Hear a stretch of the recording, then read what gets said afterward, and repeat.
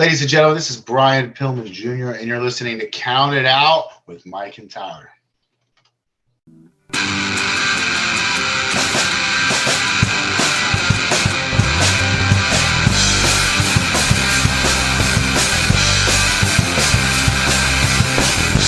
walk around the world and keep your hands to yourself, to the point, 'cause you know I won't be listening long. Pick a road, 'cause you know I like to travel alone. Watch your step, 'cause your convictions are... Well, we are live, pals, and welcome to Count It Out After Dark. Oh, wait, sorry, it's not Count It Out After Dark anymore. It is for us. Welcome to another edition of the Bill Apter Sealed and Approved Count It Out with Mike and Tyler. Count It Out with hard Mike and Tyler. No, I'm not condoning it.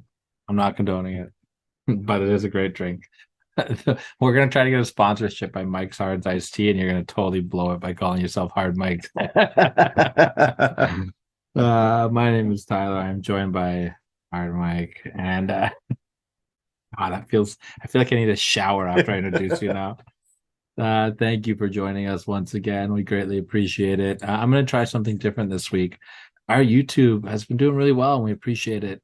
So if you guys could take a second and subscribe, I'd really like to try to hit 400 subs by SummerSlam, and we're getting close to that, and I think that's doable. Okay. Stick around later in the week as well. I'd like to be 1,000 subs in the after SummerSlam. So love it. Yeah, love it. Realistic goal too. Stick around later this week. We're going to announce the winner of our Destiny Wrestling draw, and I'm going to announce a new contest for the signed Gabriel Fuerza and Reverso Steel Cage poster that we have. Mm-hmm. I can't wait for that. I watched our Barry Wrestling show. They posted on IWTV last night. I'm gonna say I'm kind of pretty awesome. Except I didn't like my Van Landert entrance this time. I thought my voice was too raspy. Mm-hmm. But whatever. Mm-hmm. It was a fun time. Mm-hmm. I can't believe they let you on TV. I'm beautiful. Oh, fuck. My yellow shirt and my oh shit picture that Brian Weiss took. You're the reason nobody watches our YouTube. That's fair. I'm okay with that. You got a fun hypothetical lineup I today. do. I've got a fun list this week. I'm doing the top 7 top 7 championship squash matches, which I think is kind of fun. Now, you didn't really say squash matches, though. You said one-sided matches. One-sided matches. Okay. Yeah, I forgot my own list. Okay, let me try that again. Because there is a difference. Yes. Yes. Like just because it's one-sided doesn't mean it's a squash match. Mm-hmm. Even Zach Gallen gets a couple fucking shots in here and there. Yeah, absolutely. You know. Absolutely. So we're going to count down the top 7 one-sided championship matches. You said you've got a hypothetical, but I got a couple rants I want to go on. Couple rant. Well, I got one rant and one point. And the first one I'll just get out of the way quick because I know you have zero interest in talking about it. Yeah. But Mr. CM Punk shows up on Monday Night Raw backstage, and I just think it was just great publicity for him. Sure, you're looking at it in a very different. I'm not hating on the fact that he was there. Just you and I are looking at two very different ideas. You're looking at the fact that you think it was him pushing the fact that he's returning AEW in a few weeks. I don't see it like that at all. Him drumming up interest in himself again before he returns to AEW. Apparently, rumor and innuendo has it that he showed up because he wanted to squash some beef. I heard he wanted to mend some fences. At least one apparently has been mended with The Miz. Apparently, he had requested to talk privately with Triple H, and that was I didn't hear that. That was a decent conversation. Unfortunately, that conversation didn't go too far because it's during that conversation when the head of security walked up to him and said, Vince would like you to leave. See, I heard a totally different story, and that's what I love about this, is that I've heard a completely different story. I heard Punk was flying home, and on his plane was a bunch of the boys. I heard that as well. And that's how he ended up at the building. Yeah. I heard he ran into The Miz, and they squashed their beef. I heard he saw Hunter, and that Hunter walked up to him, and the only exchange I heard they had was, I don't know if the boss is going to like that you're here or not. I heard it was civil. I heard there's no issues or whatever. And then I heard he got asked to leave, and he left with no issues. Yeah. Genius move. But I think WWE kind of fucked up a little bit. I think they should have let him stay backstage as long as he wanted. And I think what they should have done has been filming some backstage stuff Yeah. and just happened to pan the camera across, and there's CM Punk. That's not the way they've ever really thought. No, and but- I'm not saying you're wrong. Wait, what an interesting way. It's funny that But I guess that's like helping put AEW over, like drum up into Yeah. Punk's return. I'm just saying, I think they could have like utilized that buzz of having him back there a little bit more. it's funny that our good friends Uncle Dave and douchebag Alvarez have already put out there that Punk was there to try to gain interest in him going back. There's interest. Punk has interest in going back to WWE. I don't think so. Every time Punk says the word WWE, it's like, oh, he wants to go back. Oh, he wants to go back. I mean, I'm not saying it's not true, I but think every at some single point we might fucking see time, him back there, but not right now. there might be a Hall of Fame induction and a maybe a one last run thing in the future. Correct me if I'm wrong. He is still signed with AEW. Correct. So and he's coming back. It's pretty much signed, sealed, and delivered. CM Punk will be back in AEW. exactly. And I just thought the timing of this was great. Hey, we're in Sure. Chicago, show up backstage, but I mean, Punk's name out there The way, again. yeah, I don't think it was as much as a publicity sense as you think it was. I see it as a guy who decided to shoot a shot and get to see some of the boys, squash a beef or two, and he did just that. And, I think that the timing is very convenient. And like I don't think he went there solely. I don't think he went there intentionally at all. I think he ran into his boys on the plane and they convinced him, yeah, just come on by. Just come on by. I also What's the worst that can happen? I also think in the back of his head he's a smart guy. Yeah, He's a smart he's guy. no dummy. He's no Right. dummy. But I also, this is going to kind of roll into my second point, and this is my rant I want to go on. WWE announces that they have a big announcement. And of course, the internet goes absolutely banana, as Pat Patterson would say. Oh my God, CM Punk's backstage on Raw, big announcement. No, it's the unveiling of the new World Heavyweight Championship. What are your thoughts on them bringing out a new world title? I just don't know enough about it. I didn't watch the segment. I saw a picture of the title, and that's the extent of my knowledge. So I don't know what their plans going forward are with It's this. going to be, they're going to split the titles on brands again. Because they're doing the draft soon. I do know that he being Triple H hates the Universal title. So this is obviously just his way of getting rid of the Universal title. So what are the titles now then? You have the undisputed title, and then you have the WWE World Heavyweight title? I believe so, yeah. Okay. If this is me, if you want to bring a new title, fine. Just unify those two titles, and those two titles become this new title. You don't need. I'm over the days of the two world champions. I really am. I've been over it for a long time. I get it. You want to keep the. Listen, I'm not against the two rosters, the drafts. I'm not, because when you have a roster that size and you don't have to make these guys work 4 times a week, then this is the responsible thing to do. 2 different shows means lighter workload for everybody. It's great. But especially when your champion is not appearing on every show anyways, there's no reason not to have one champion. You know what I mean? When the original draft concept came up, I loved it because if you were a champion, you were the one that appeared on both shows. And then they did the angle where Bischoff gave the big gold to Triple H and made the 2 titles, whatever. But correct me if I'm wrong, you're the encyclopedia here. I believe it was Brock Lesnar who held the title when that first happened, and Brock was on both shows. Brock was doing both, and then Stephanie McMahon, to pull one over Bischoff's eyes, signed Brock exclusively to SmackDown, Right, bringing the title with it, yeah. which was But I like good that angle. But I like that idea. Have 2 brands, but your champion, in this case Roman Reigns, is a member of both brands until he loses the world title. Yeah, you are if you are the world title holder, if you're the world champion, you represent the entire company. I mean, there's only 1 tag team champions now. And, They're going to bring new tag titles it's too. I've always hated this 2 title thing. I always have. So to bring in a new title with no lineage, when your Universal title only had a dozen people behind it already, I think it's dumb.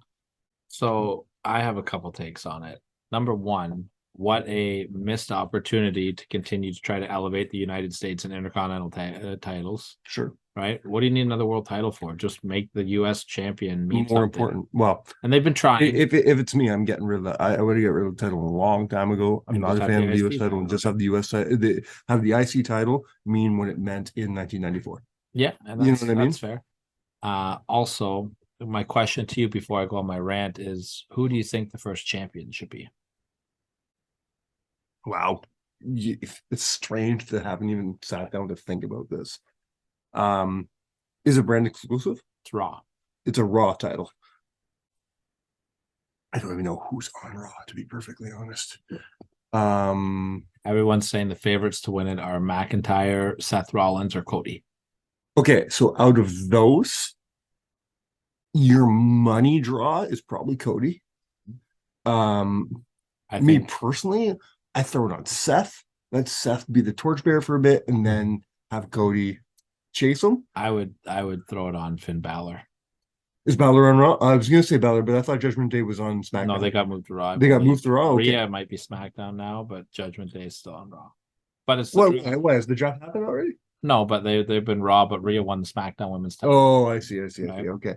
I think it would be a colossal mistake. It would be a redemption story for Finn Balor. Mm-hmm. You put, because he was the first Universal title holder, and then he hurt himself. You put this new title on him, let him redeem himself, let him. Number one, it gets him over. If they're continuing with Judgment Day, which they should, it gets Judgment Day over. It it puts him over as a heel champion, which he really hasn't been. I'm with you, man. Finn Balor or Seth Rollins, that even right there is a great feud. That's the first Universal title feud too. 100%. Have it's just opposite. Finn is the heel, and Seth is the face. Have Seth chase Finn for it, and then throw Cody in the mix. No, never, not right now. Listen, here's my thing. Mr. fucking Cody Rhodes dick all over my mouth for the last year, and you're not going to put a title on because Cody needs to beat Roman. This title is meaningless.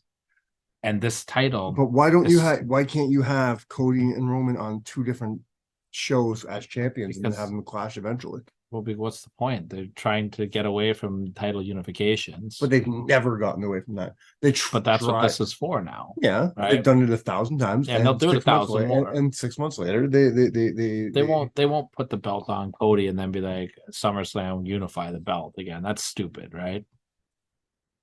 But if you okay, that was an oxymoron. Yes, it's stupid, but don't say they won't do it. Fair. If you put this belt on Cody, it makes him a failure because he couldn't beat Roman. So here's a meaningless title. Okay, I agree with you that he should be the man to take it from Roman. Also, do I think a secondary title on him will make him a failure? Yes. I don't agree with that. Why? Because he couldn't beat the big guy, so he had to just take this meaningless title because he gets drafted to Raw, and he doesn't have a chance. So now he's on Raw, begging for that chance to finally get Roman.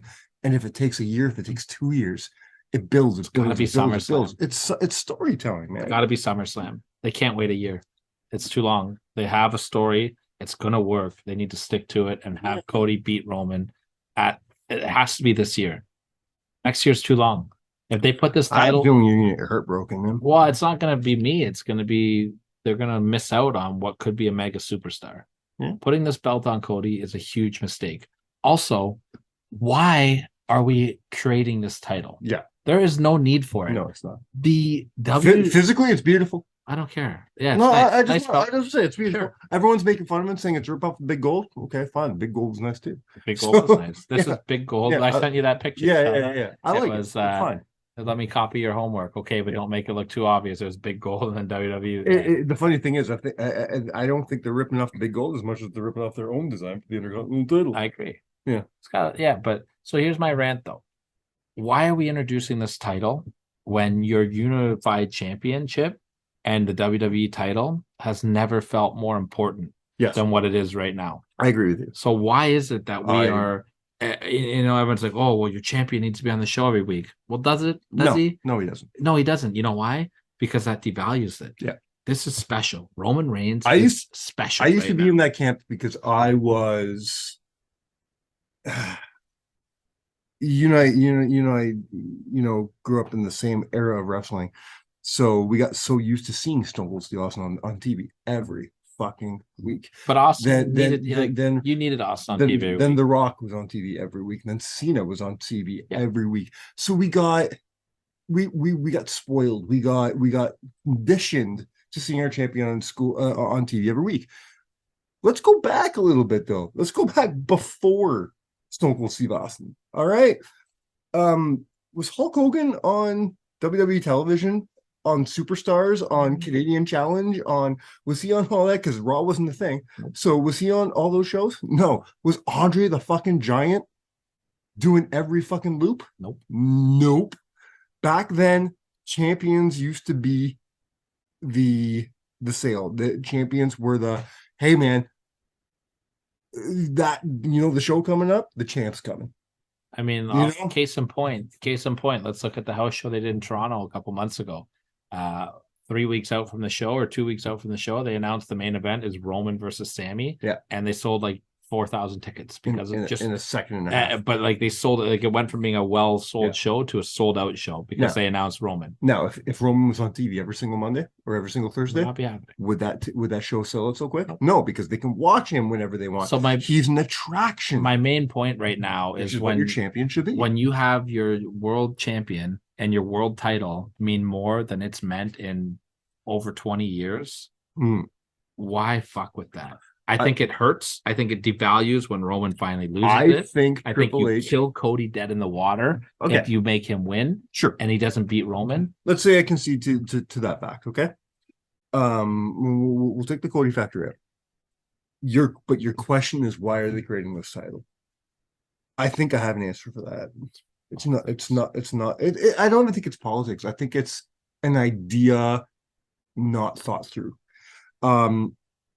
It's no secret Triple H, as do I, hates the Universal. But I think it's more than that. I think it's pressure from the networks. I think that could be it too. You always hear USA Network wants a title. USA wants the champion over there. Fox wants the champion over there. I get that part. I get it.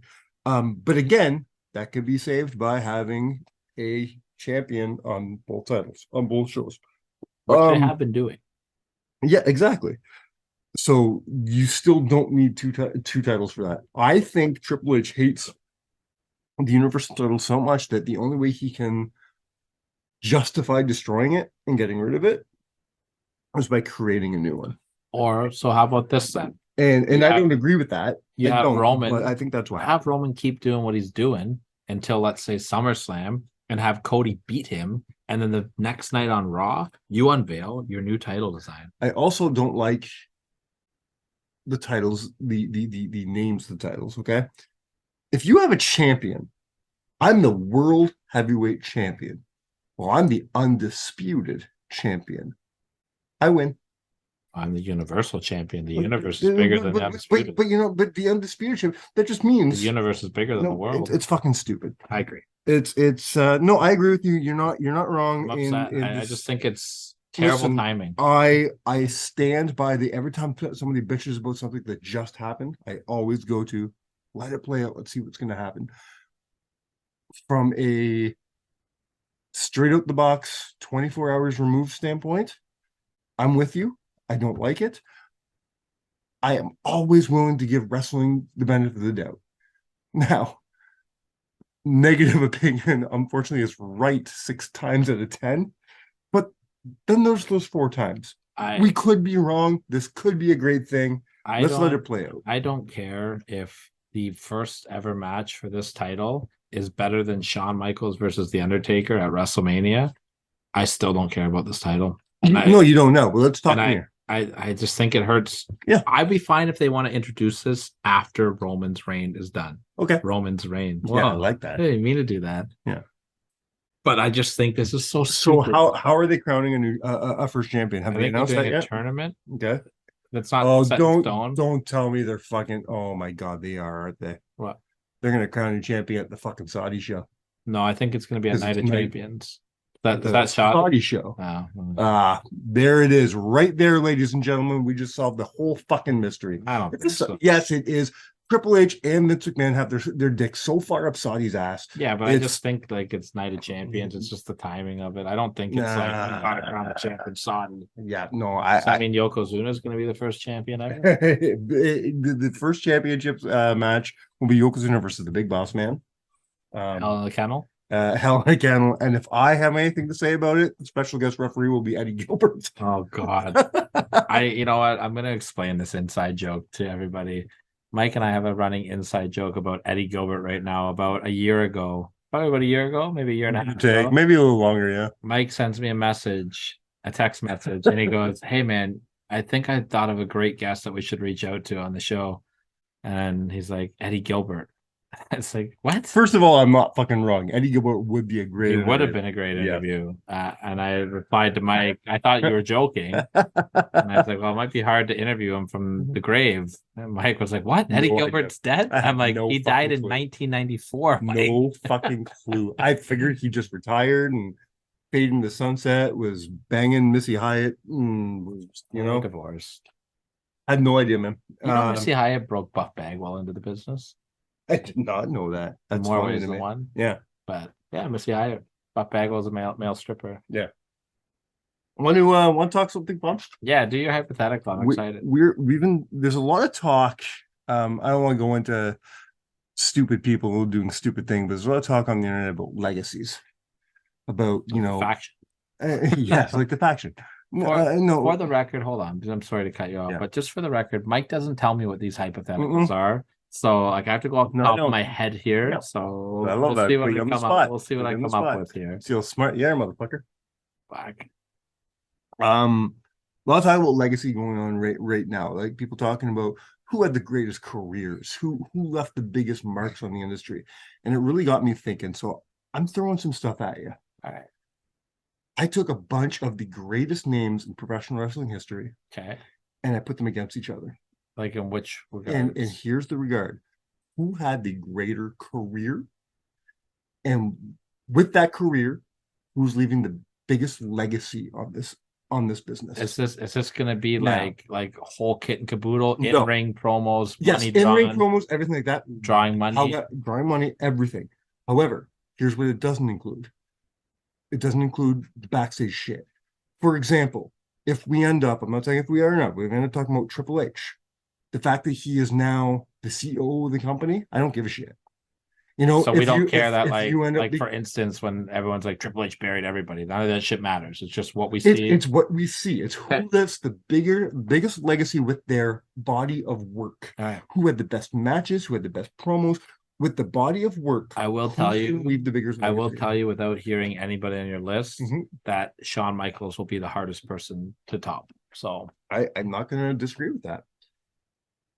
We're going to start with the one that got me thinking about this list to begin with. I'm going to start with the Undertaker versus Sting. Undertaker.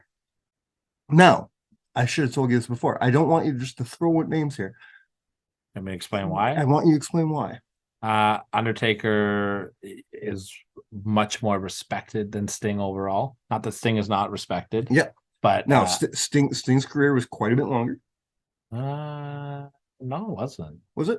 They broke in about the same time. Sting had a lot more success. Okay. Well, by the time we're even hearing about Undertaker, no one gives a shit about Mean Mark Ellis. No. Okay, let's be honest. Yes, they broke around the same time. But by the time Undertaker's name means anything, Sting's already a household name. Not for long. Only about 3 years difference. Well, that's Sting. 3 years is a long time in wrestling sometimes. Sting got made in 87 and Taker was Taker in 90. Right?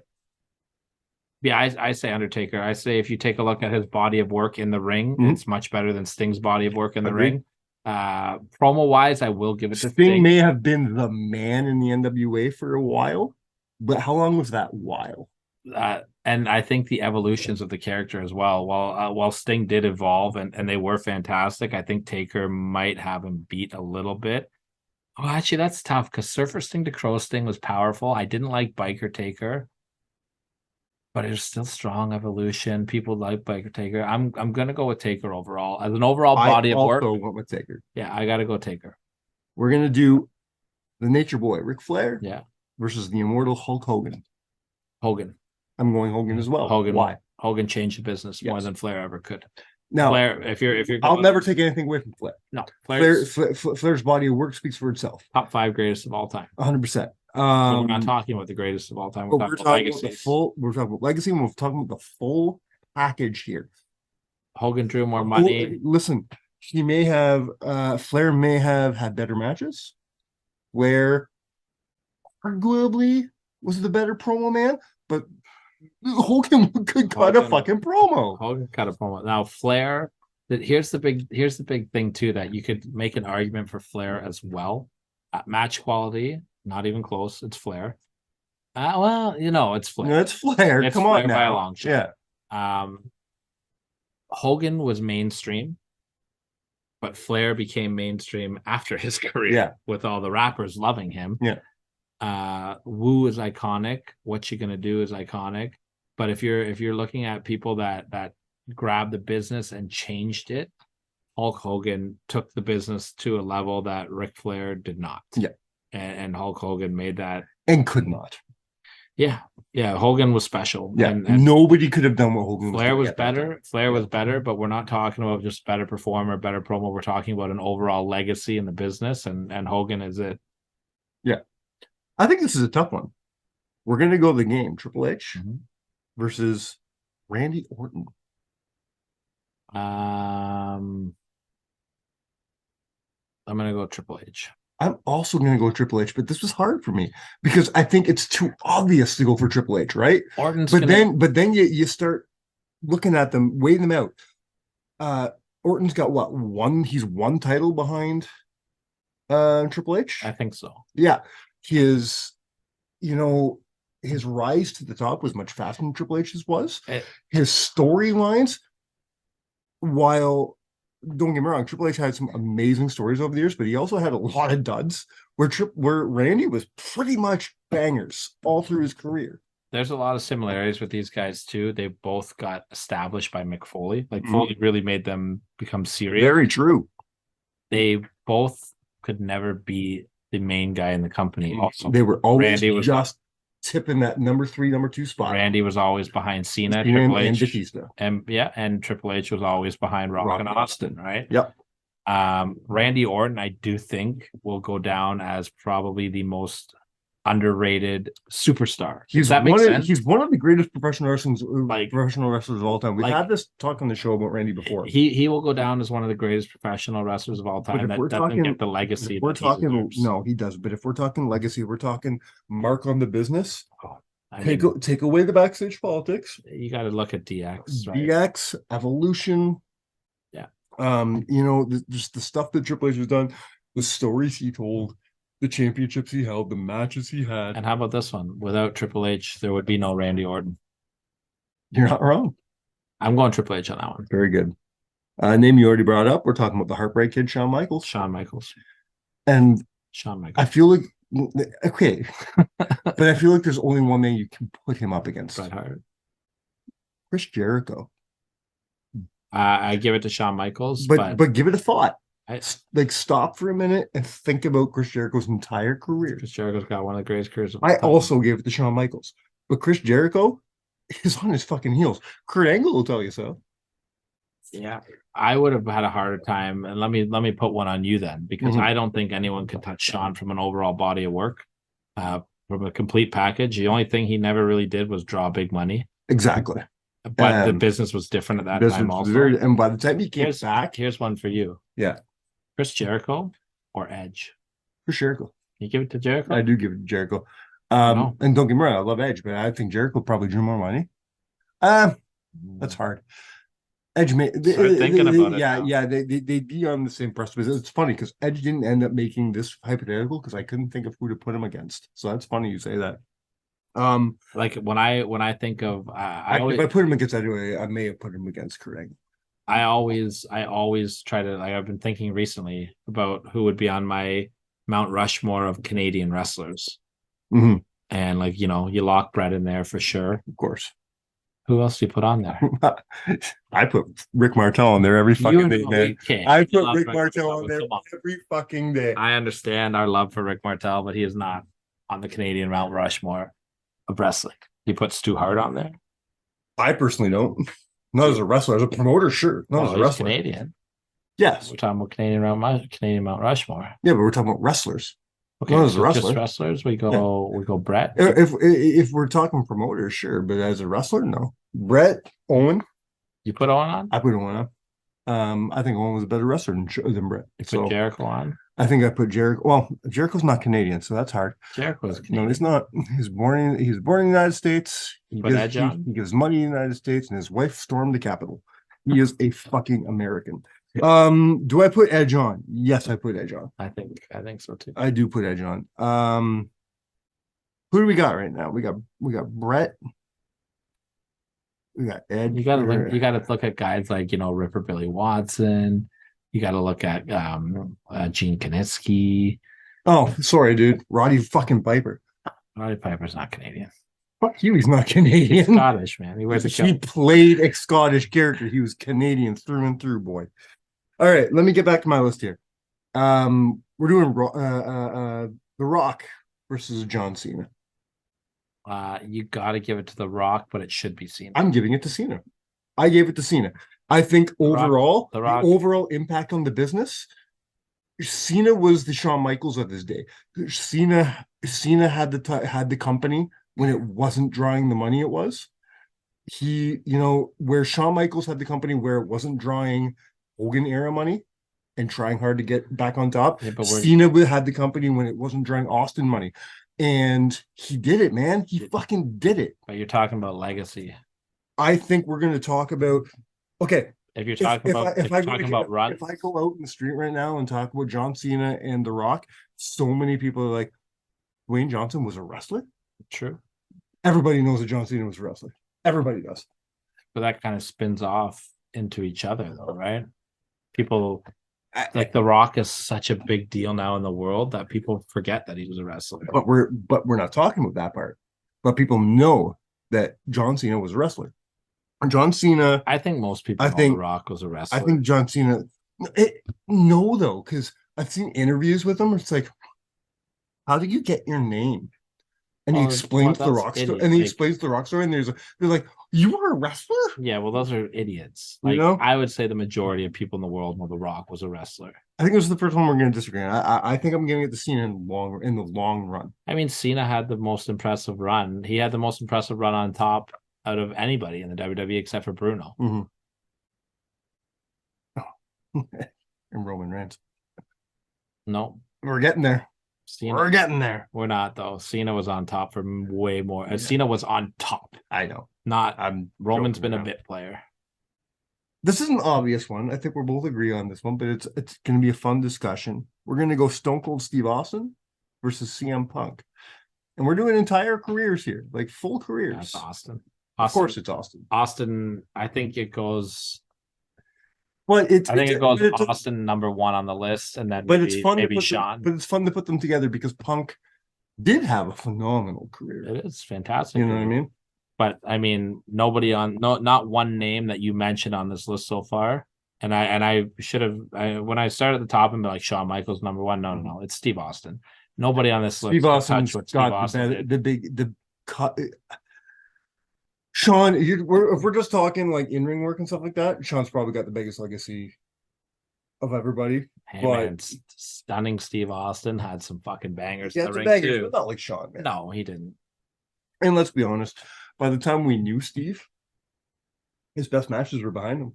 No, he had some bangers of Stone Cold too, man. But he was already like he was beat up. You know what I mean? Yeah, dude, he had some great Stone Cold matches. The one I think is obvious, maybe not. You could throw me a wrench, but I think it's gonna be fun as well. We got the Hitman Bret Hart versus Bryan Danielson. Oh, Bret. Yeah. Do you think Bryan Danielson could ever usurp that? No. Being the greatest wrestler on the planet, probably better than Bret at this point. He never it's just different. Bret was just different. Yeah. And and the yes movement was fantastic. Do you want to know what I think the difference is? Because I think Danielson's a better wrestler than Hart ever was. I truly believe I think Danielson's maybe the best pure technical wrestler that's ever stepped in the ring. But and he's got things that Brett couldn't do. Like, he cuts a better promo than Brett. He's a better character than Brett. He does. Brett couldn't cut a Brett cut good promos for 1 month of his fucking career. No, Brett had it took Brett a long time to get there. That 97 run, I'll give it to Brett. Everything before and after that, Brett can suck a dick. Hey, you don't besmirch a good name without Dandy. Thank you for proving my fucking point. What, the greatest promo of all time? But Danielson's good. He can cut a promo. He's a great promo. He's the greatest wrestler maybe ever. He's my favorite wrestler. So him and Brett are probably my two favorite wrestlers. Here's the difference, though. I think Brett had better opponents. No, I do. He had better characters to work with. He had better workers to work with. He was in a better era. Danielson's fucking shit is boring. It's the same shit over and over and over and over and over again. Danielson's fucking boring because it's not his fault. No, you've lost your mind. He's doing the same. Don't make me use the C word. Don't make me use the C word on you right now, Mike. Danielson is far from boring. I got one last one, and I want you to stretch your imagination for this one, okay? Because one of the men in this conversation isn't done. His legacy hasn't been solidified yet. I want you to take what he's done up until 2023 and use that to imagine what he's capable of doing for the next 10 years. Okay? Take all that and then put him against his opponent. We're going the American Nightmare, Cody Rhodes, versus the American Dream, Dusty Rhodes. I picked Dustin Rhodes. Gold Dust wins. No, it's Dusty. It's Dusty. It's Dusty. Do you think Cody can ever be a bigger name than his father? I think. Can he leave a bigger legacy on this business than his father did? I'm gonna say no, only because. And can beating Roman Reigns and becoming the champion that Dusty couldn't become, can that do something for it's not going to be Cody's fault.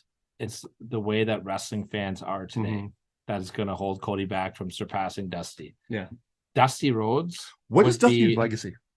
There's so much. Because I think Dusty's legacy isn't in the ring. I think it's in the office. I think Dusty's got two massive legacies, and that is one of them in the office. But Dusty's legacy is Dusty isn't in top 3 promo guy. Oh, I wouldn't do that. I wouldn't. What do you put over Dusty? Maybe give me time to work on that, but he's not top 3 for me. Top 10 for sure. Top 3 now. Dusty was real. Who do I put over Dusty? Fucking Roddy for 1. Close. Rock for 2. I don't put Rock over. Really? Dusty. No. Wow. Rock was catchphrases and fucking poop jokes. Dusty wasn't like. No, he wasn't. Dusty was real. But here's the thing. Here's my take. You want to know? Up there. Flair's up there, but Flair's cartoon character also. Dusty pulled emotion. Dusty.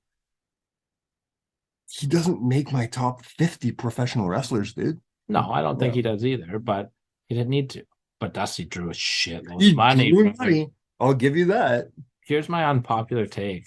I think Dusty Rhodes would be a heel in today's day and age, not by choice. I don't think fans would take to him.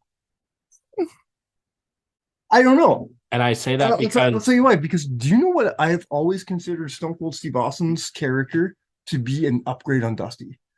Dusty was the common man. Yeah. Well, so was Steve Austin. Yeah, 100%. You know what I mean? The world is different now, and people are idiots, and they don't understand what Dusty would stand for. And I say the same thing about how they treat Cody. Look at the AEW fans, how they turned on Cody. Yeah. Cody was cutting these promos that were head and shoulders. Cody was also like, I think Cody's too smart for the AEW fans. He was also his own worst enemy. Yeah, a little bit. Like one week he'll come out and listen.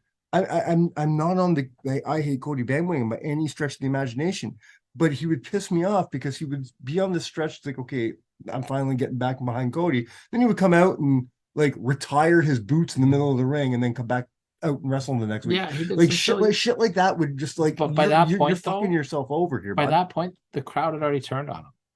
Yeah, no, the crowd was not his friend at that point. Why would the crowd turn on Cody? Let's just take a step back. And I've had and we've talked about this before. And I have a big problem with the way that the AEW fans turned on Cody. They can fuck right off for it. Without Cody, there'd be no AW. Absolutely. Cody is right there. He's. I think he's more instrumental with that company than the Bucks or Kenny are. I don't know about the Bucks. Well, but definitely more Kenny. Kenny. Definitely more than Kenny. But I'd say on par with the Bucks, if not a little, just like cunt hair more than the Bucks. We're not allowed to say the C word. You said you were going to say the C word, but I did say the C word. I was going to talk about credibility. Don't say it. That's worse than cunt word. You twice. The fact that the crowd turned on Cody when he's cutting these promos, and he was cutting the promos for the fans. And they just are like, fuck you. Yeah. And that's what I'm scared Unfortunately, about. we're in an era of people don't like the. But I don't think the people's champion. But if Dusty, the people, if Dusty cut the Hard Times promo on Raw tomorrow, it would be a meme and people would make fun of him. You're not wrong. I hate that, but you're not wrong. Right, and that's ridiculous because that's one of the greatest promos of all time. I want to, much like Cody has cut some of the greatest promos in the last 10 years. Like, I want to move on to your list, but do you have any? Versus that okay. I have one just off the top of my head. Yeah. Kurt Angle. Okay. And Ricky Steamboat. Legacy? Yeah. I'm gonna go Kurt. I give it to Kurt. I'm not taking anything away from Ricky. I think Kurt has it in ring. Don't get me wrong. It's not though. Off the top of my head, I can think of 5 amazing Ricky Steamboat matches. I can think of 30 Kurt. You know what I mean? Then again, once again, different eras, right? You put Ricky in this era where he's working the same 5 guys. You work, Randy, Rick, these guys all over and over again. Kurt, he worked 15, 30 different guys on a loop for fucking 10 years before he even got to Impact, where he had his arguably the best part of his fucking career. And I have no problem saying that I think he did some of his best work in TNA. Yeah. I'm gonna give it to Kurt on this one, man. Strange and fun pairing there. Well, I mean, to me, they're the same person. Like, really, Kurt had more charisma. Kurt was better on the mic. mic. Was one of the greatest heels of all time. Steamboat's one of the greatest faces of all time. So it's kind of funny. That cancels each other out. Yeah. Right. You look at their in-ring stuff. They're both responsible for some of the greatest matches. Never make a heel turn. Never. Not that I've seen. No. Not that I've seen. And Ricky had that really underrated run with the tag team run with Youngblood as well. That's right. But that's I was trying to think of one that involved Arn Anderson, but I couldn't. All right. We'll put the Brainbusters versus your boys FTR. Too soon to tell. It's always going to be. Thanks. It's always going to be Anderson. All right, that got me in the mood for some lists. I really like my list this week. Now that I've gotten you hard. God, cheers to that too. Well, you got me warmed up. I might as well finish it off. I wish everybody on Spotify could see the shit-eating grin I just made. I gave when I made that stupid joke. Well, I mean, I'm not commenting on it. I'm not engaging in this. I'm not condoning this. Hard Mike and soft Tyler. Hey, that's secrets. There's medication that's helpful. Can't get hard, Tyler. Well, I don't have a segue. I was going to try to spin Can't Get Hard into my number 7. But maybe being hard is the reason. All right. Maybe reintroduce this list. Tell them what the list is and give me some criteria. I found a segue for it also. Give me some criteria. So criteria, top one-sided title matches of all time. I went with a couple different criterias on this. I went with the moment, if it shocked us, if it was a lasting, memorable moment. Mm-hmm. I also went with lasting impression after the moment. Okay. As well. All right. That played a part into it. Like a little bit. Not like that was like a small factor in it. Yeah, because I think squash matches in general, but one-sided matches are hard because how many times you're like, you see the match, you're like, oh, they buried that motherfucker. Do you wanna hear my hard segue into number 7? Yes, I would like to see your hard segue. Maybe the reason why my number 7 lost his match is because he was hard from kissing AJ Lee. Like it. No, it's not bad. I feel dirty saying. Yeah, you should. But Daniel Bryan versus Sheamus at WrestleMania is my number 7. I didn't know where you're going to put this, but of course this is on your list. I remember being pissed. Me too. 'Cause I'm a Watching Bryan this. guy. Going back and watching it, it doesn't bother me anymore. No. But listen, you put yourself in my situation. You're sitting down. I'm sitting down at a buddy's house with about 5 or 6 buddies. We're about to watch WrestleMania. Match You know, one. it's WrestleMania season. This is Christmas to us, man. First match, they're opening with a title match with the Royal Rumble winner, Sheamus. With the Royal Rumble winner, and it's what was the count? 36 seconds, 42 seconds. Even, yeah. Like what? It was one move. Fuck? And I remember looking at my buddy going, "Well, Daniel's done." I was wrong, but because of this match is what spawned the yes move. Yeah, exactly. Because the next night on Raw, the fans took over and they never looked back. But I don't hate this match as much as I used to. But I loathed this match when it happened. Me too, because I was a Danielson Mark. I still am to this day. But on top of that, like you knew these guys were gonna have a fucking bang. But this was the WrestleMania because I think Sheamus is criminally underrated. Me too. I don't think Sheamus gets the credit he deserves. Sheamus or Arn Anderson?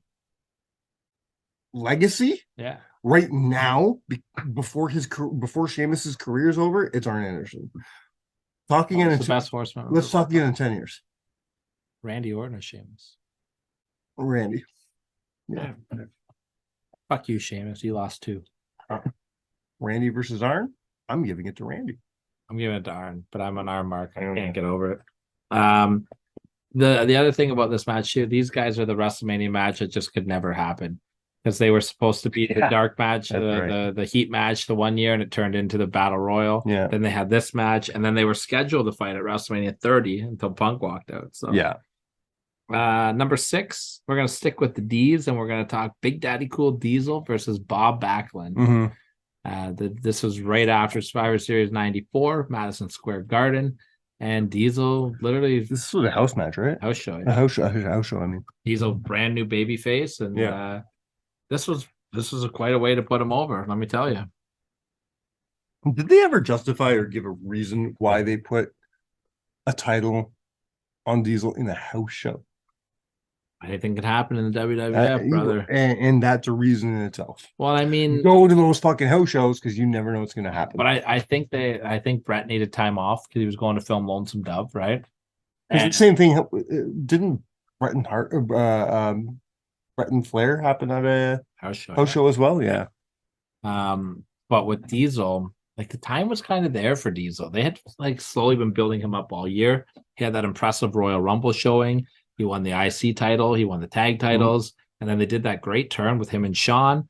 And then the final straw was at Survivor Series. And then like 4 nights later, Diesel's your champ. Who gets hurt the most by that squash? What do you mean? Like, does anybody get hurt by Diesel squashing Bob Backlund? No. I think Bret gets hurt. Why? Because Backlund beat Bret, right? Yeah, but Bret was an afterthought at that point. Yeah, I did the injury angle. I don't. Bret think doesn't. Great But the way that they did it with Bret never quit. Owen threw the towel. Owen's mom threw the towel. True enough. Yeah. Number 5. I think I'll get some heat for you on this one, but I thought that this was damn good. CM Punk and Jon Moxley for the AEW World Title. I haven't watched this match, so I'll take your word on it. This was shocking. Yeah, this was shocking when it happened. I put it over Diesel and Backlund. Was this on the night of Brawl Out? I don't know what the name of it. No, I don't. No. This was the week before. Okay. Or 2 weeks before. Okay. So they were hyping up the title unification match. Yeah. And Punk wasn't cleared, I guess, or whatever. Yeah. So they had Moxley squash him, and they really built this match up. Everyone was like, "Uh-oh." It's fine. Everyone was really pissed off that they were putting this on AEW TV, and then Moxley squashed him in like 10 seconds and fucking clobbered the hell out of him. Not much else to say about it, but I can't give my 2 cents on it. I never actually sat down and watched the match, nor have I ever had interest in doing so. All right, well, how about number 4 then? Mm-hmm. We are talking about somebody we just talked about a couple minutes ago, Cody Rhodes. getting destroyed by Mr. Brodie Lee for the TNT Championship. Again, haven't seen the match, so I have This was nothing strong. to add. This was strong. But I mean, what a way to put Brodie Lee over. Mm-hmm. What a way to, because at this point, the TNT title is very new, right? Ish, yeah. I mean, well, wasn't Cody the first champ? Yeah, but he had like switched it. Oh, it's already been around a couple times. Darby had it, Sam. Okay. I think a couple people had it by this point. Okay. But still, I think it gives this oomph to that title. Yeah, and it really like they did the big post match beatdown too, but like Brodie killed him, and Cody was never placed in that position of being killed yet. No. He was placed as like the heart of the company. Yeah. So it really elevated Brodie to a different level that he'd never been at before. And then that would lead to what was unfortunately Brodie's last match ever before he passed, the dog collar match. Now we get into the fun stuff. Top three. The fun stuff. You know it had to be on here.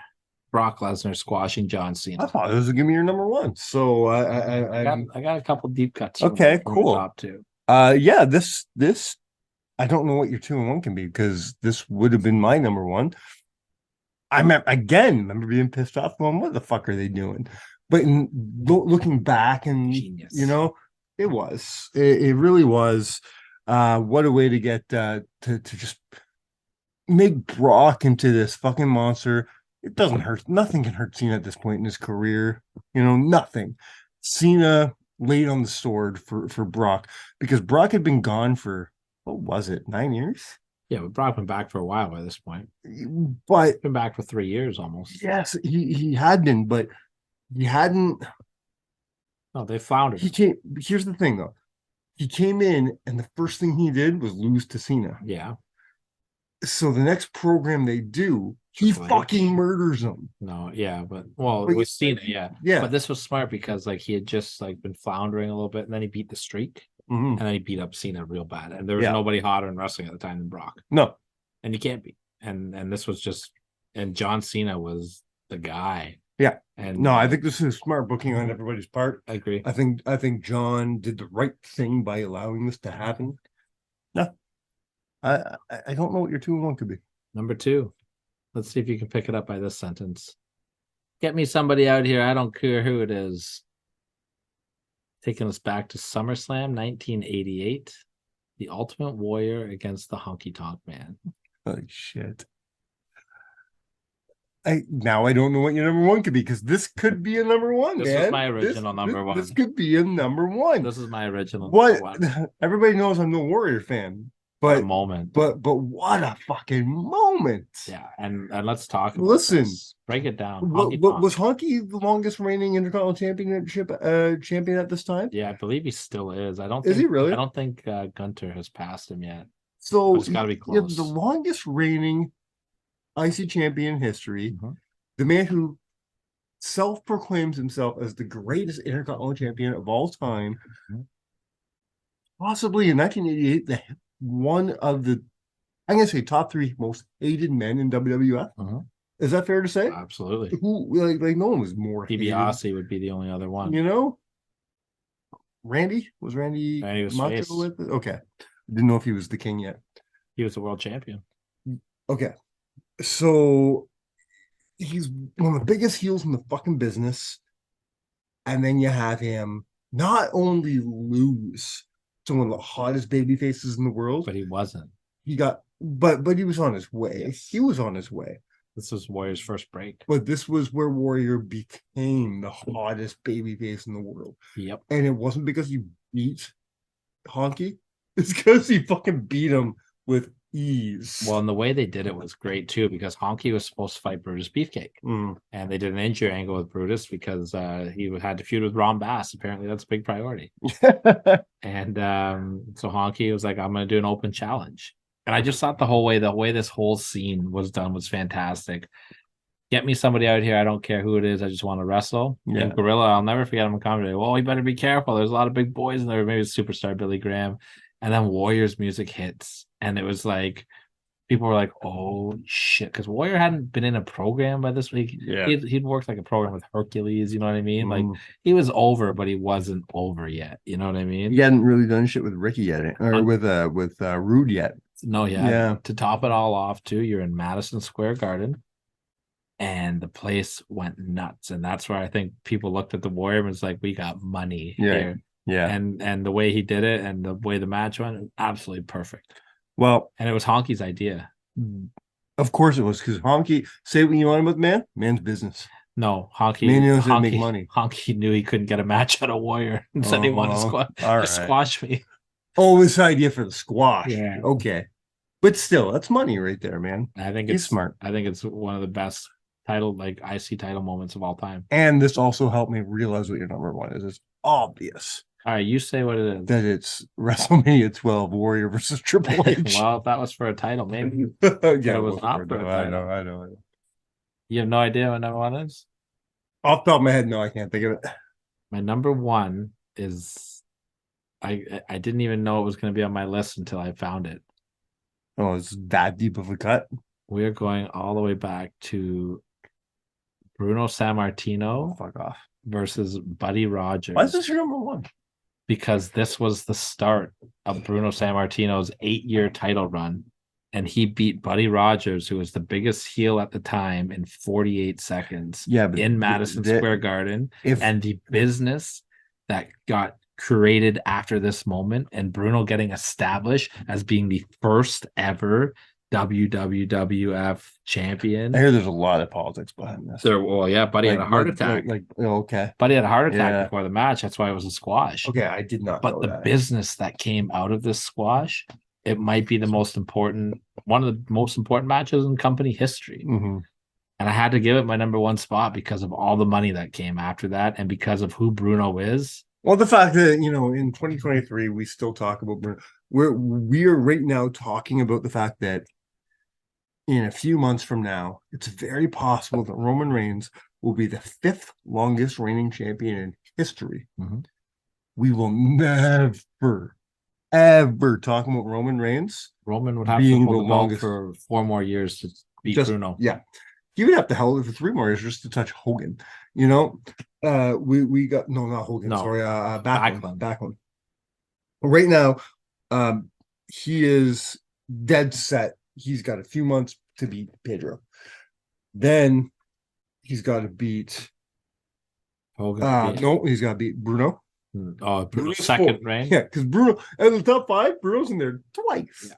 So he's got to beat Bruno, and he still has another year and a bit to beat Bruno. That's why I wish they saved Cody till next year. Yeah. Then he's got 3 years to beat Hogan, fucking at least 3 and a bit to beat Backlund, and 4 years to beat Bruno in total. Not happening. I wish that they would have saved Cody for next year, and he could have been number 3 on the list, or 4 on the list, whatever it is. He could have beat Hogan's record, I think.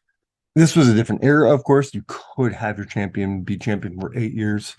Very, very different. This is not the WWE. This is not the WWF even. Jesus fucking Christ. I had 2 Costco hot dogs. I don't care that you had 2 Costco hot dogs. My house deserves more than that. My son eats breakfast in that chair. Well, and you have fucking just desecrated it. I mean, you are calling yourself Hard Mike sitting in this chair as well. Nobody sits in this chair.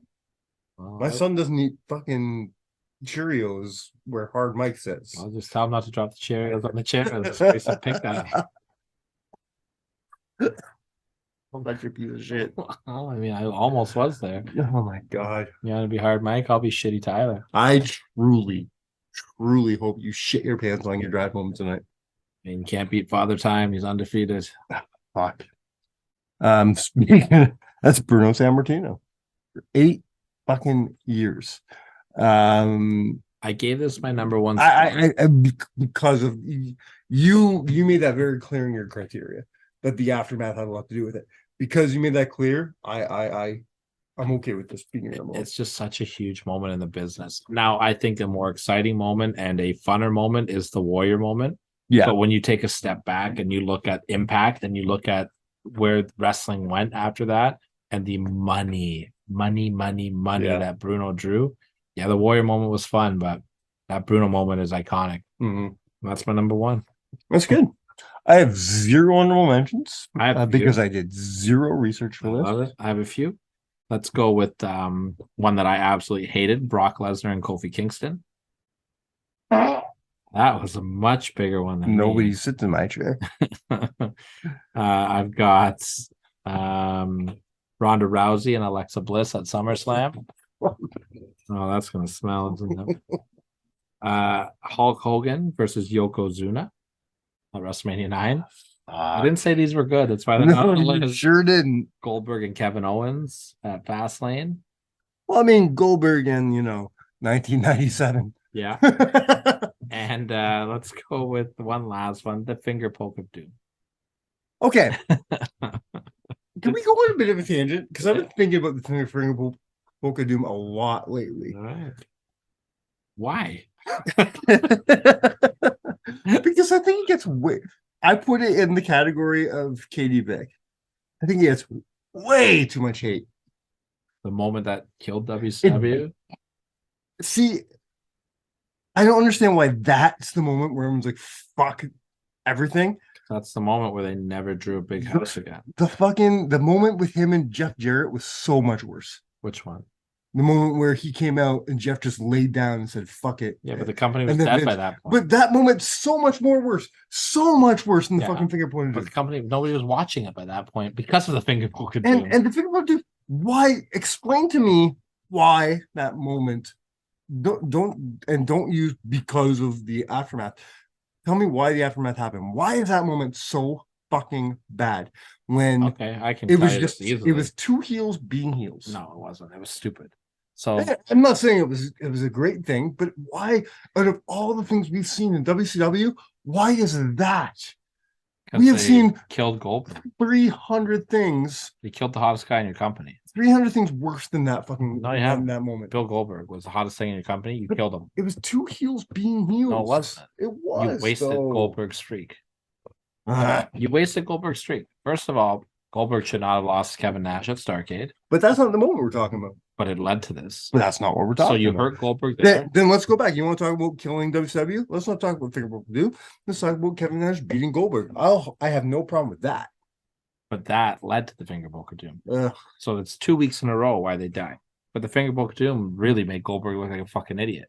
So on top of this, Goldberg is a fucking idiot. Yes, but in 1998, 1999, he was also an idiot. He was, but he was the biggest. Him and Steve Austin, idiot in the world. Him and Steve Austin were the biggest fucking names in wrestling, right? So you take Bill Goldberg. They did that stupid fucking arrest angle with him leading into that show, making it where Elizabeth said that he like groped her or something like that. And then he comes out after the finger poke of doom, which, by the way, you absolutely. Okay, let's just say Kevin Nash beats Goldberg. Okay, you beat the streak, you end the streak. That's a big moment. So let's take the guy that beat the streak and have him just lay down and rehash an angle that was already dead and fucking buried by that time with Lex Luger. But in playing devil, okay. So Lex fucking Luger, there's nothing I can say now that's gonna justify the Lex Luger because it killed WCW. Yes, 100%. But to play devil's advocate, it's like they didn't know what to do. They put an idiot in charge. Okay, Kevin Nash is not an idiot. Kevin Nash is not a good booker, but he's not an idiot. He booked himself to win the title. He's not an idiot, but he's not a good booker. No, he put himself over. Tell me one thing he did good. He made a lot of money.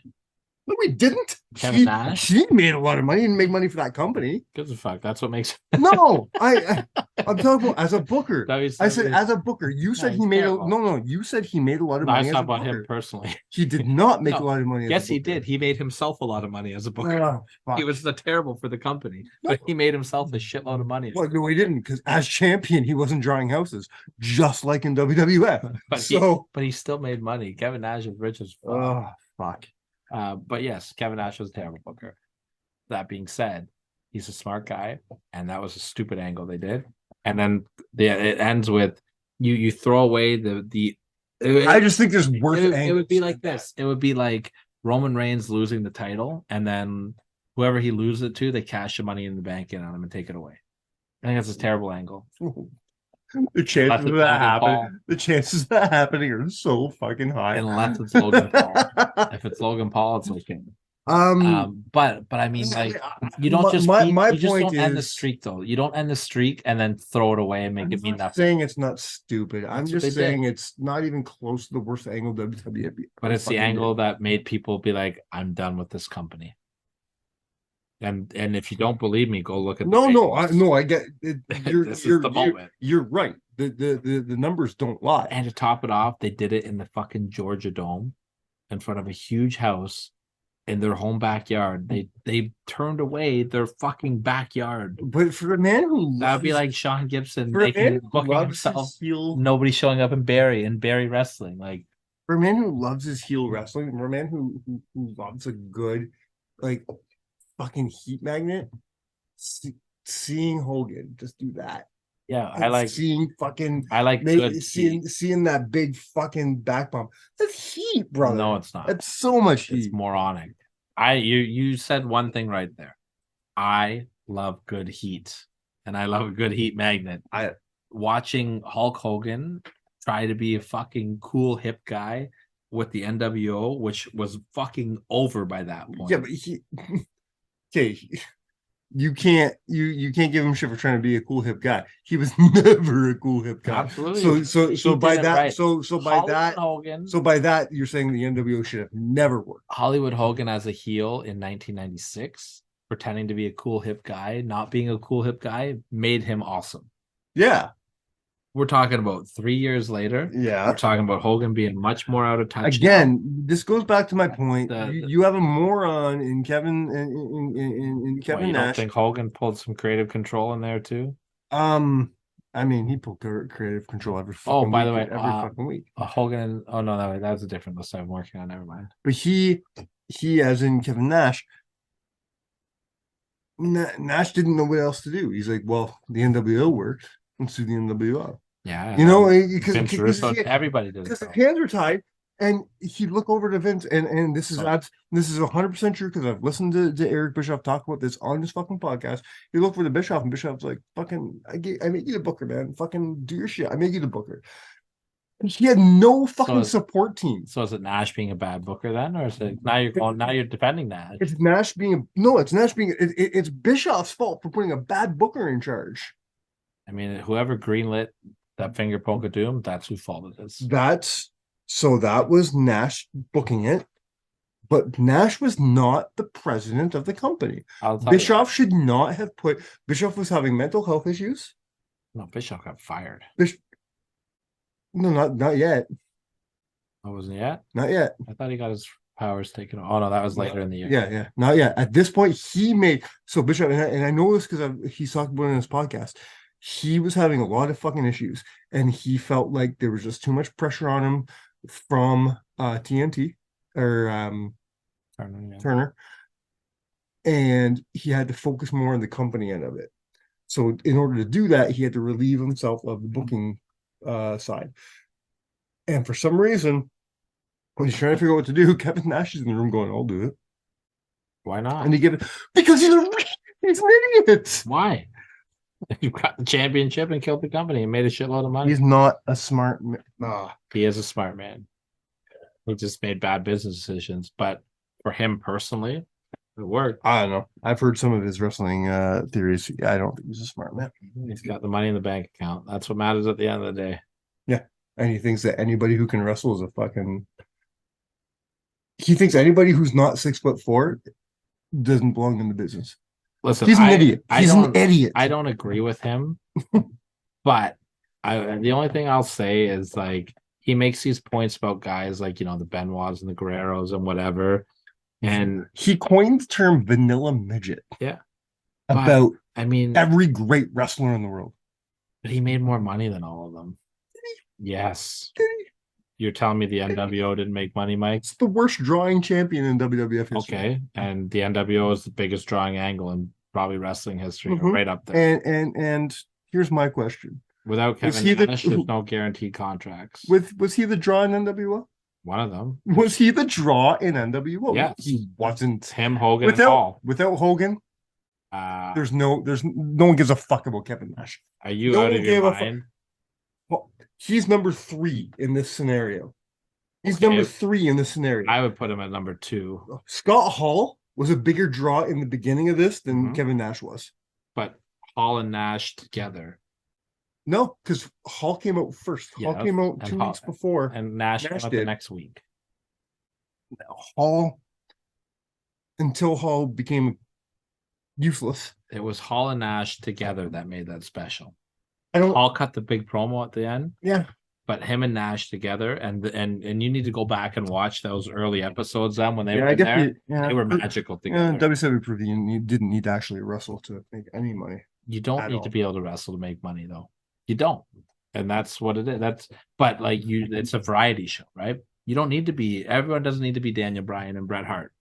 There needs to be your whatevers, your Kevin Nashes. There needs to be your Omos. Yeah, but Seriously though, they all have a place. You're justifying giving the Great Khali fucking $10 million and fucking Daniel Bryanson 1. Yeah, because Khali is a bigger draw than Bryan Danielson. And if Khali opened up a whole market in India, I used that's a big bucks, man. I used a bad example. My point is, But no, you used a great example. Kevin Nash. You did though, because Khali sucks. But Khali's a draw that made big time money, and he opened up a whole market.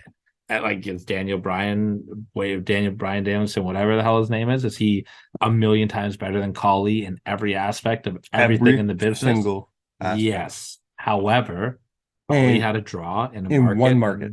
Yeah, and one market, and that one market made the company more money than Daniel Bryan probably. And the same thing can be said about Kevin Nash. I'm 100%. sure he was a huge draw in any market where your breath smells like your sister's vagina. I mean, that is Atlanta, Georgia. I did not say that on behalf of Tyler, who just disparaged the entire state of Georgia. We've been counted out. I'll cheers to that. Wait, are we actually taking it home? I have nothing else to say. All right. Then I stick by my words and cheers.